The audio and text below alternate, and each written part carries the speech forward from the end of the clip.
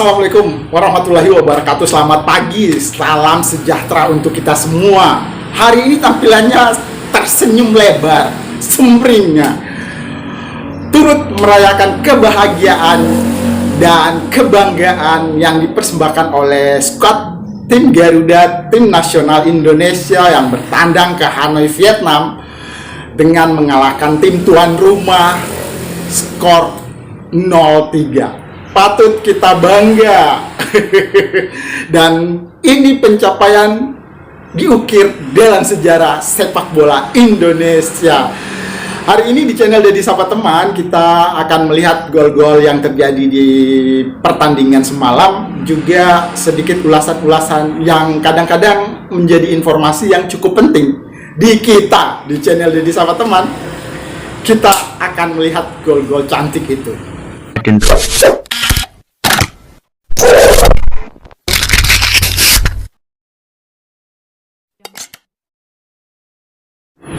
Tapi sebelum melihat gol-gol cantik itu, sedikit informasi, atau mungkin ada yang bertanya-tanya, pada pertandingan leg pertama di Stadion Utama Gelora Bung Karno, Pak Jokowi turut menyaksikan secara langsung pertandingan Indonesia melawan Vietnam. Yang golnya saat itu kita tahu bersama adalah 1-0 untuk timnas Indonesia. Nah, semalam Jokowi nonton di mana ya? 2 hari ini Pak Jokowi, presiden kita, ada di Sulawesi Tengah. Dan tadi malam beliau menyaksikan pertandingan ini di Kota Palu. Kunjungan kerja Pak Jokowi, dia akan meresmikan berbagai macam proyek di sini, juga ke daerah. Kemarin sempat ke daerah Kabupaten Banggai dan diguyur hujan di sana, sempat juga ke pasar, lalu meresmikan jalan-jalan impres, jalan-jalan istilahnya jalan-jalan proyek besar. Nah, hari ini karena rencananya Pak Jokowi bertandang ke Sulawesi Tengah terjadwal 2 hari. Kemarin juga sempat meresmikan rumah sakit, lalu juga bandara diresmikan untuk 2 daerah sekaligus, Sulawesi Tengah dan Sulawesi Utara. Hari ini meresmikan Pelabuhan Wani, pelabuhan penyeberangan yang akan mendukung atau menyokong pembangunan di Pulau Kalimantan terkhusus IKN. Juga terjadwal hari ini akan melintas di depan rumah karena akan melakukan panen raya di Kabupaten Sigis serta meresmikan irigasi dan bendungan Gumbasa yang sempat tidak berfungsi sama sekali karena kejadian tragedi bencana 2018. Hari ini proyek-proyek besar itu akan diresmikan Pak Jokowi. Makanya banyak berseliweran dari kemarin, kendaraan-kendaraan seliweran untuk persiapan penyambutan Pak Jokowi itu. Nah, kok kita ngomongnya ke sana ya? Karena kita mau cari tahu Pak Jokowi nonton bola di mana semalam. Ada di Kota Palu dan nonton bareng bersama ajudan dan beberapa petinggi-petinggi daerah setempat. Nah, pertandingan semalam siapakah yang menjadi pemeran utama di pertandingan dan siapa yang jadi antagonis? Semuanya diabaikan. Yang menjadi pikiran kita sekarang ketika di lapangan ada tulisan besar "Get out Trouser". Maksudnya apa? Itu ada gambar pelatih timnas Vietnam. Kalau kita menilik ke belakang lagi, pelatih Vietnam yang bernama Philippe Trouser itu adalah pelatih yang sudah mumpuni dan melatih banyak negara-negara yang berprestasi di olahraga sepak bola. Sebut saja Qatar, Maroko, lalu juga prestasi terbesarnya adalah membawa timnas Jepang ke 6 besar putaran Piala Dunia tahun 2002. Lalu kenapa di Vietnam dia sedikit dipandang sebelah mata oleh pabrik sepak bola di sana? Philippe Trouser menjadi seorang mualaf di tahun 2016 ketika itu melatih timnas Maroko dan sempat bermukim di Maroko selama 6 bulan, dan di sana dia menemukan kedamaian dalam Islam. karena ini suasananya Ramadan dan menyambut 17 Ramadan, jadi sedikit kita mengulas tentang mualafnya seorang Philippe Troussel. Pelatih berkebangsaan Prancis ini ketika melatih di Maroko banyak melihat keindahan Islam dan dengan sepenuh hati dan keikhlasan dia memilih meyakini Islam sebagai agamanya. Jadi kita nggak boleh membenci, bukan membenci ya, karena Philip nggak ada hubungannya dengan kita.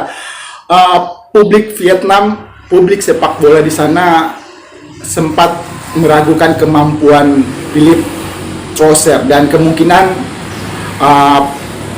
kepelatihannya akan berakhir di sini ketika Indonesia menggunduli Vietnam dengan skor 3-0. Terima kasih kepada Philip Troussel dan terima kasih juga kepada publik sepak bola Vietnam ketika dihantam oleh serangan-serangan dari skuad Garuda semalam. Banyak fans ataupun pencinta bola di Vietnam malah mendukung timnas Indonesia. Entah apa yang terjadi, entah kebencian kepada seorang pelatih Philip Troussel atau apapun itu, tapi kita patut bersyukur dan merasa bangga tentang pencapaian skuad Garuda Indonesia. Kok jadi panjang begini ceritanya? Katanya menyajikan gol-gol cantik. Oke, sekarang kita akan saksikan gol-gol cantik yang terjadi pada pertandingan semalam. Ini dia. Cedera, tapi kalian sudah kembali. Secara pojok kembali bagi Indonesia, harapan terciptanya tekanan. Tom Hey, JZ di Medin Stadium Vietnam, pasukan Garuda mengepakkan sayapnya begitu tinggi. JZ, Anda memang layak menjadi bintang, tampil tepat dengan timing luar biasa. Headingnya tidak mampu digapai oleh Philip Nguyen, memberikan keunggulan bagi Merah Putih 1-0 atas Vietnam. Ya, seperti mengulang umpan dan mencatatkan asis lewat umpan yang begitu terukur. Dan JZ datang dari belakang, lakukan sundulan dari Venezia, membawa Indonesia kali ini mengejutkan di Asia. Dan kali ini Adi, situasi yang berbeda kita dapatkan, kita ambil keunggulan dan kita harapkan ini bisa dipertahankan. Zona marking begitu statik, Vietnam mudah sekali untuk bisa kembali ancaman lagi. Ragnar Ronat bangun, satu tendangan berpeluang gol kedua. Garuda terbang tinggi di Medin. Sinteyong punya rencana, para pemain mengeksekusi dengan gemilang dan tentunya Vietnam terkejut dengan aksi berpesta. Kita lihat ada pergerakan yang begitu luar biasa dari Ragnar Ronat Mangun melewati 5 pemain, dan ketika dia tahu tidak ada opsi untuk memberikan umpan, dia melihat Philip Nguyen dan di saat itu pula dia menarik pelatuk, melakukan tembakan dari sudut yang sempit dan boom. Pha bóng xử lý không tốt vừa rồi của Ricky Camboya một cách rất bình thản.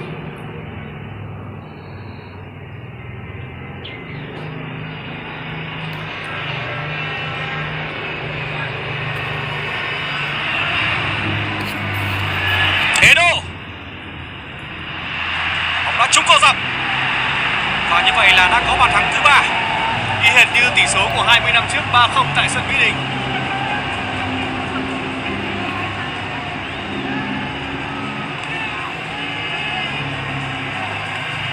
Và bây giờ chúng ta thậm chí cũng chẳng có thấy buồn nữa, bởi vì tất cả những điều này dường như đã nằm trong dự đoán, đã nằm trong dự báo. Thời gian đá bù giờ của hiệp 2 là 9 phút và bàn thắng nâng tỷ số lên 3-0 của tiền đạo Sanata đến ở phút bù giờ thứ 8. Chúng ta hãy cùng xem lại tình huống dẫn tới bàn thắng thứ 3 cho các cầu thủ Indonesia.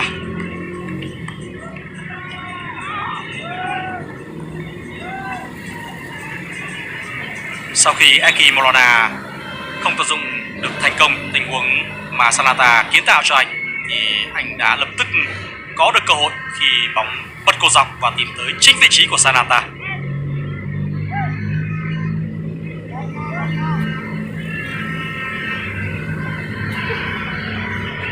Thực sự là một thất bại khó có thể nuốt trôi. Sudah dilaksanakan pertandingan putaran kedua atau leg kedua di berbagai grup. Jadi dari grup A, B, C, D, E, F, karena Indonesia di F, jadi grup-grup lain di atasnya sudah juga melaksanakan putaran pertandingan kedua. Kalau nggak salah ya, yang sempat diingat nih, Qatar menang atas Kuwait sebagai tim tamu dengan skor 2-1, lalu juga Thailand kalah dari Korea Selatan dengan skor 0-3. Thailand bertindak sebagai tuan rumah, juga Singapura melawan Cina kalah telak 5-1 kalau nggak salah. Lalu tim dari negara tetangga kita Malaysia dikalahkan oleh Oman dengan skor yang identik. Ketika bertandang ke Oman kalah dengan 2-0, lalu semalam dikalahkan lagi oleh Oman dengan skor 0-2. Demikian informasi skor-skoran. Mungkin kita belum banyak tahu bahwa posisi ranking FIFA Timnas Indonesia melejit setelah 2 pertandingan ini. Kalau kemarin-kemarin sempat menduduki peringkat 40-an, sekarang sudah mencapai peringkat ke 134. Menyalip posisi Timnas Malaysia di posisi 137. Kita berharap peringkat FIFA dan ranking FIFA kita terus naik-naik dan bisa bertengger sejajar dengan tim-tim Asia lainnya yang sudah sangat dikenal di kancah persepak bolaan internasional. Harapan besar kita itu. Dan untuk teman-teman yang belum tahu bagaimana langkah dan putaran yang harus dihadapi Timnas Indonesia, ada di kolom deskripsi, boleh disimak bagaimana kisah perjalanan sampai menuju ke Piala Dunia. Demikian konten kita hari ini, sekedar informasinya. Karena semalam kebahagiaan dan kebanggaan kita tercipta di Stadion Minh Dinh, Hanoi, Vietnam. Terima kasih sudah menyimak konten singkat hari ini. Assalamualaikum warahmatullahi wabarakatuh. Bersemangat terus untuk sepak bola Indonesia.